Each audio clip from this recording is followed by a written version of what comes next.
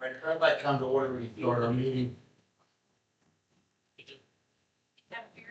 They know my staff, I'm running late. Excuse me, Ms. Huffman and Mr. Attorney. Oh, excuse me, Ms. Huffman and Mr. Attorney. Sorry, Mr. Chairman. All right, we'll come to order. First thing on the agenda is the roll call, please. Board Member Beckham. Board Member Allen. Board Member Hurt. Here. Board Member Spearman. Here. And Board Member Purser. Here. We have a quorum. Okay, we need approval of the agenda, please. Motion. Second. All in favor, say aye. Aye. All right, approval of last month's meeting minutes. So moved. Second. Okay, first and second. Everybody in favor? Say aye. Aye. Okay, do we have any public comments?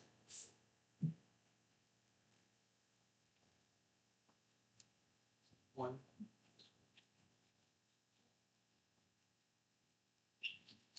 Okay, Mr. Patel.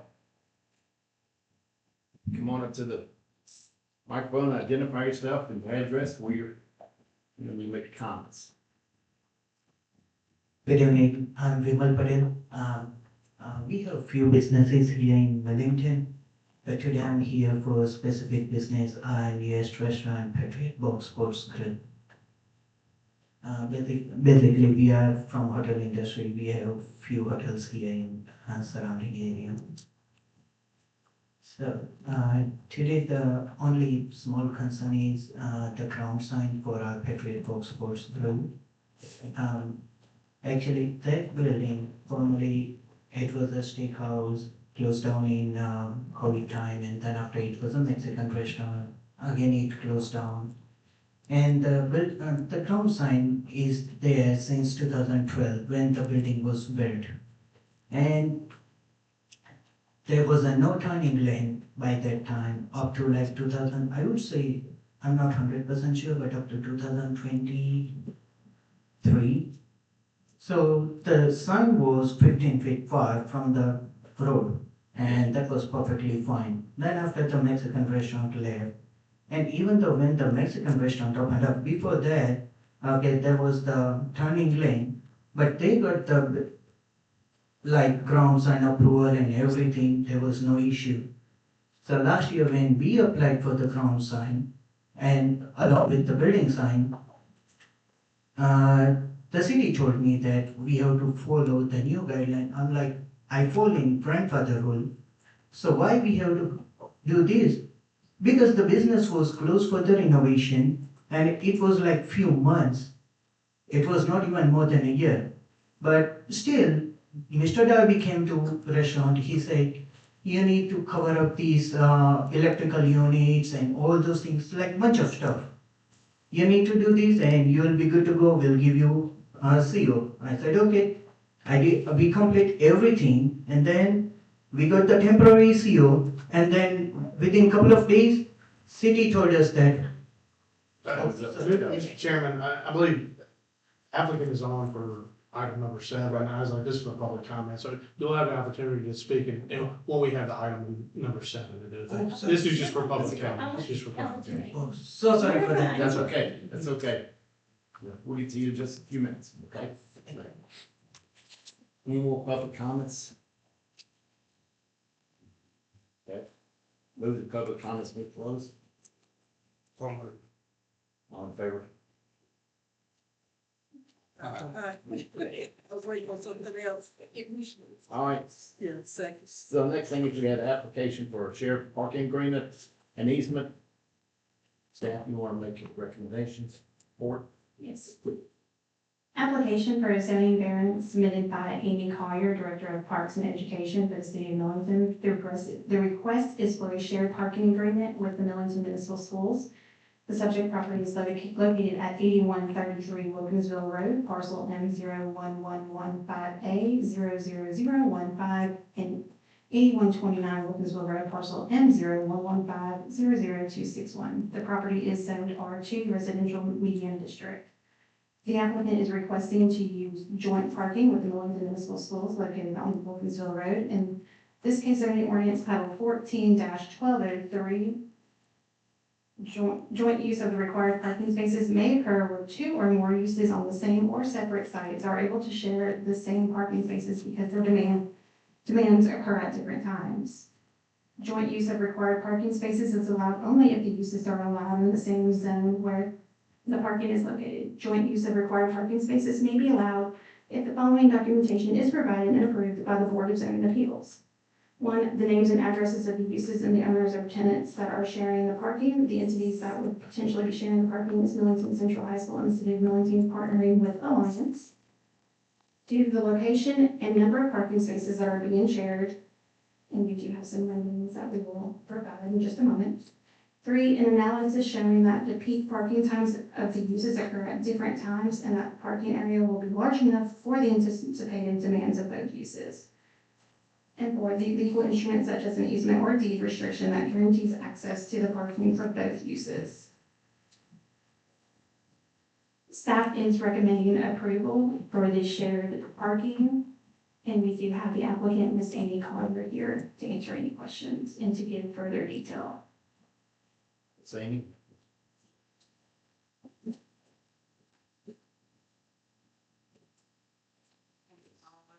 Amy Collier, Director of Education and Recreation, 7942 Church Street. I'm speaking today on behalf of the City of Millington. We are the property owner at 8133 Wilkinsville. So we are requesting approval of shared parking. I have met with leadership at Millington Schools. We have not had official approval from Millington Schools yet, but we're bringing it to the BZA to consider to approve this pending school official approval. But I have met with Mr. LeBlanc several times about our proposals for the parking area. We have discussed that the parking that we're proposing to use for this building is not currently utilized.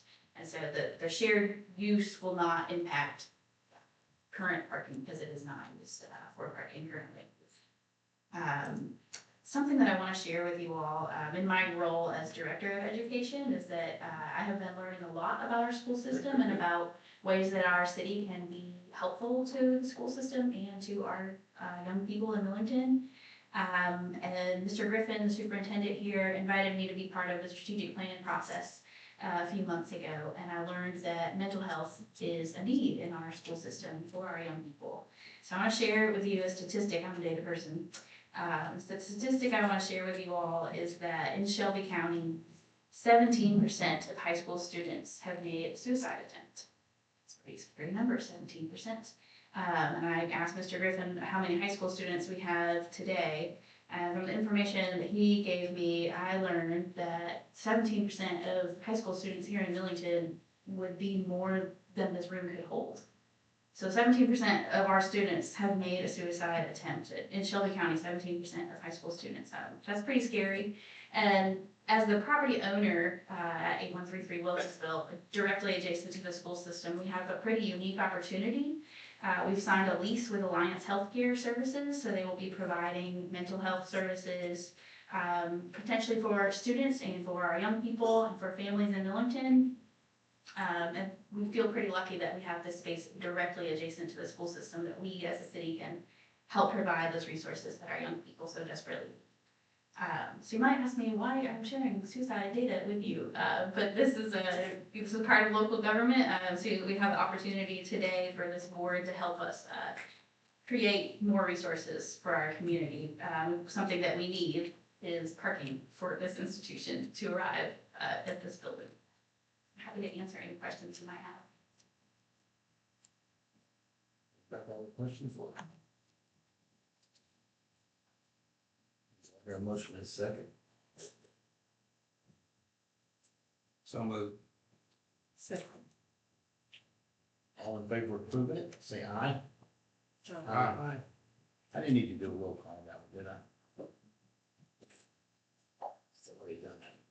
All right, so next thing on the agenda is application for zoning variance submitted by Mr. Patel, Patriot Box Sports Field. Okay, staff, you want to explain this to us? Just hang on, Joe. You get your moment. That's going to explain what's going on. Yes, so I will go over our staff reports. This is an application submitted by Mr. Patel for Patriot Box Sports Grill on behalf of Mr. Ron, sorry if I pronounced this wrong, Nachi of Duck Lodging. The request is for a variance granting an encroachment into the required setbacks of the Special Highway 51 sign corridor as outlined in Title 14-24051A. The subject property is located on the north side of Ship Road and east of Highway 51, more specifically Lot 2 of Ashi subdivision revision 2 subdivision. The subject property is in B2 general commercial. The applicant has submitted the zoning variance for an existing sign to remain in the encroachment area for the B2 zoning.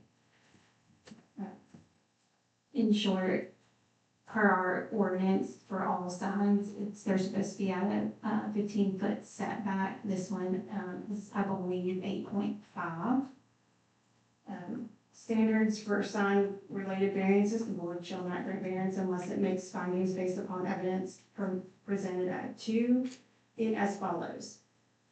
That the particular physical surrounding topographical location conditions of the specific property or structure involved will result in a particular hardship upon the owner as distinguished from a mere inconvenience if the strict application of this subsection were carried out. Staff finds that the specific property does not present a particular physical condition of the property that would result in a particular hardship.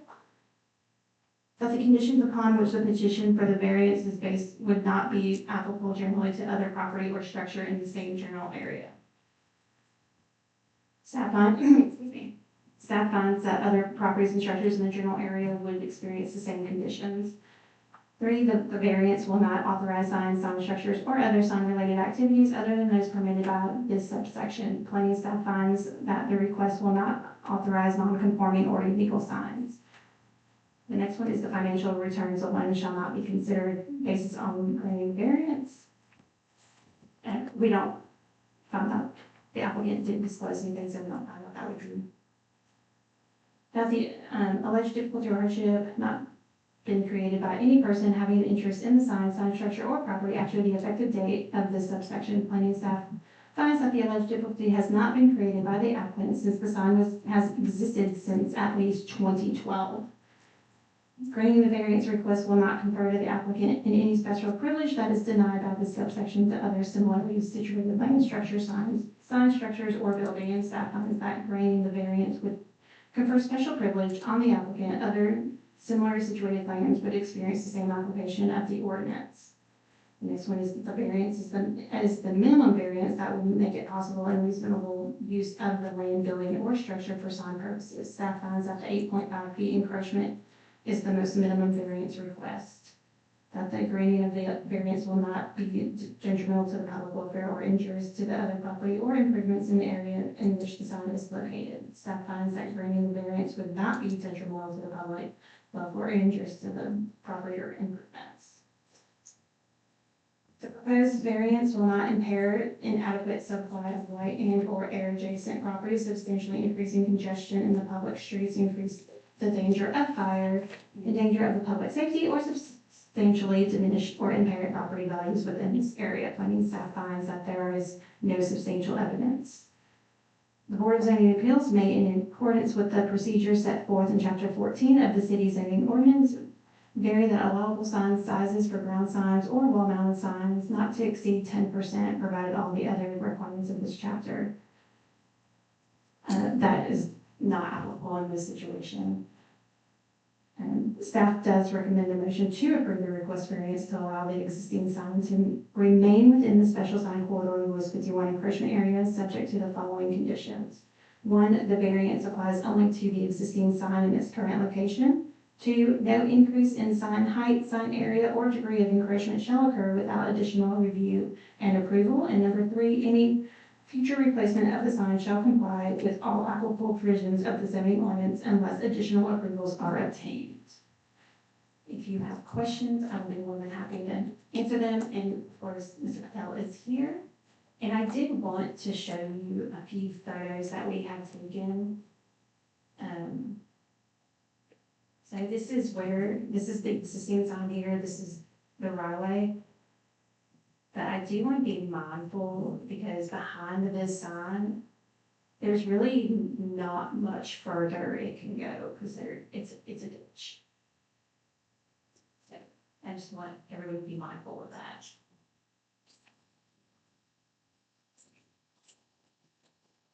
Motion that we approve it. Have a motion, do I have a second? Do I have a second? Second. Second to approve it. Mr. Patel, do you have anything further to add other than the earlier comments? Okay. Do I need to take a roll call on this one or just? Okay, all in favor, say aye. Aye. Opposed? Got it. Thank you. Okay, our next is, the comp plan, and I will let Mr. Yoders take that one over.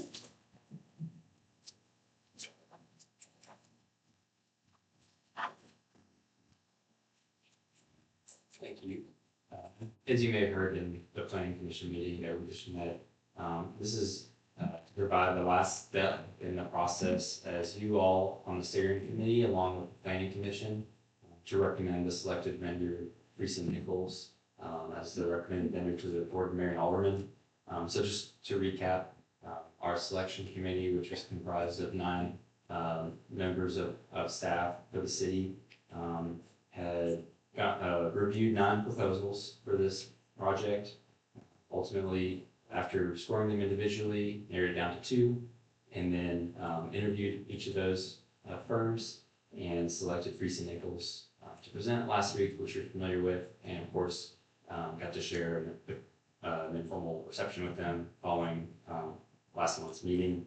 And so this is a staff's recommendation that the steering committee, who all would make a recommendation to the board of mayor and aldermen to select Reese Nichols Incorporated as the preferred vendor for the City of Millington's comprehensive plan, zoning ordinance, and customer web platform project. Happy to answer any questions if you have any at this time. Thank you. Any questions for me? That we kind of went over the last meeting, right? Just a surprise that we had a steering committee. No, just a slight surprise there. It's really nice. Any other questions or concerning that? All right, we're gonna talk about ethics training now. Yes. This is just a reminder that on August Excuse 30th. me, sorry to interrupt. We were looking for a vote Oh, as that's a right. recommendation on I that thought we one. did that last time, did we not? We just listened to it last time. I think Yeah, last it time we was- just listened. Last time was a Excuse me. presentation Correct me from. if I'm wrong. You're supposed to keep me straight. That's your- You do need to vote. Yes, this one we do need to vote, I skipped ahead on that one, but yes, Okay. last time was a presentation from, Friesen Nichols. And so this one we do have a vote to, move it to the. We're gonna recommend it to board of aldermen. I need a motion and a second. Motion. Second. Okay. All in favor, say aye. Aye. Gotta do it, staff. Keep it straight. Thank you. Yes. Keep it straight. Need a lot of help. All right, now let's talk about it. Great. Yes, when, on August 31st at 6 p.m. at Baker Community Center, there is an ethics training for our boards. Please keep an eye out, I will be sending invites for that. We will have like refreshments there, and I believe MTAS will be, presenting. So. please Like keep- refreshments, I thought we were getting. I might change my mind, who knows? Full-blown dinner and just, I was gonna put in my order out, Yeah. steak could. Dinner was too expensive. All right, anything else, need a motion to adjourn? Motion. All in favor of adjourning? Leave. Second. Aye. We're done. Yeah, thank you so much. So we're talking about-